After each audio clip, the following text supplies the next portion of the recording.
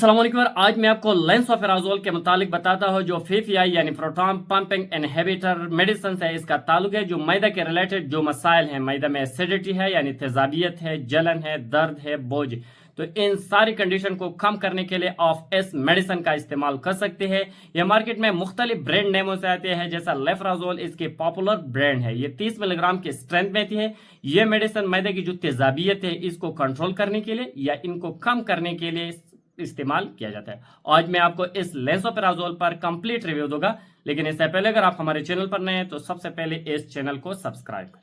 अगर इस टेबलेट की यूजेस को देखा जाए तो ये मेडिसिन मैदा में जो जख्म बने हुए हैं, अल्सर पैदा होती है, इन अल्सर को खत्म करने के लिए, जैसा पेप्टिक अल्सर हो, गैस्ट्रिक अल्सर हो, डेवडिनल अल्सर हो, यानी अगर मैदा में जख्म है या छोटे आंत में जो जख्म है जिसे हमें डेवडिनल अल्सर कहते हैं, इन अल्सर को, इन जख्म को खत्म करने के लिए इस्तेमाल किया जाता है।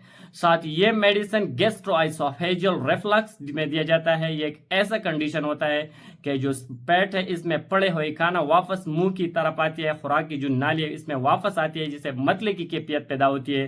तो इन कंडीशन को खत्म करने के लिए भी इस मेडिसिन का इस्तेमाल किया जा सकता है। साथ ही स्टमक एसिडिटी में इस मेडिसिन का इस्तेमाल किया जाता है। जब मैदे में तेजाबियत ज्यादा होती है तो इस मेडिसिन के इस्तेमाल से जो तेजाबियत है वो कम हो सकती है, कंट्रोल कर सकती है ये मेडिसिन। एच पाइलोरी की जो इन्फेक्शन पैदा होती है, इन हालात में भी इस मेडिसिन का इस्तेमाल कर सकती है। इस मेडिसिन के इस्तेमाल से जो एच पाइलोरी की जो हालात, मैदा में जख्म पैदा होती है, इन इन्फेक्शन को कम करने के लिए भी दिया जाता है।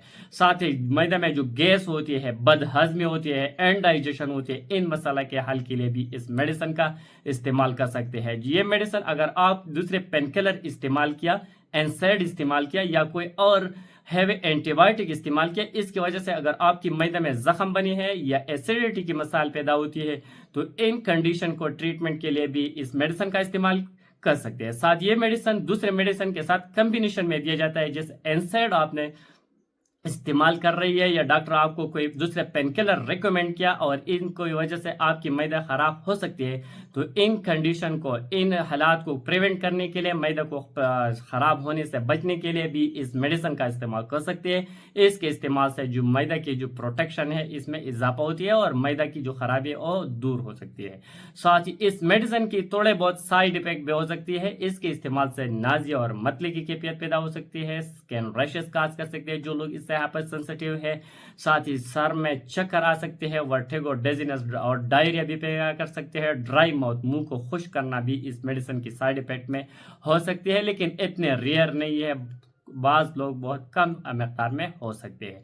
साथ ही इस मेडिसिन की साइड इफेक्ट के साथ कॉन्ट्राइंडिकेशन को देखा जाए तो ये मेडिसिन इन लोगों को नहीं देना चाहिए जो पीपीआई ग्रुप से हाइपर सेंसिटिव हो, एलर्जिक हो, इनको नहीं देना चाहिए। लिवर डिजीज में भी इस मेडिसिन का इस्तेमाल नहीं करना चाहिए।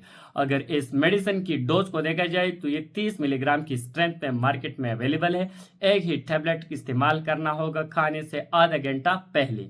ये मेडिसिन ऐसे तरह से 24 घंटों में एक ही टैबलेट इस्तेमाल करना होगा। ये मेडिसिन आप सेल्फ प्रेस्क्राइब कर सकते हैं, सेल्फ प्रेस्क्रिप्शन इसका कर सकती है, इसमें कोई खतरनाक बात नहीं है। लेकिन ये भी नोट करना होगा कि जो भी मेडिसिन आप इस्तेमाल कर रहे हैं, इस्तेमाल से पहले डॉक्टर से सलाह करना जरूरी होगा।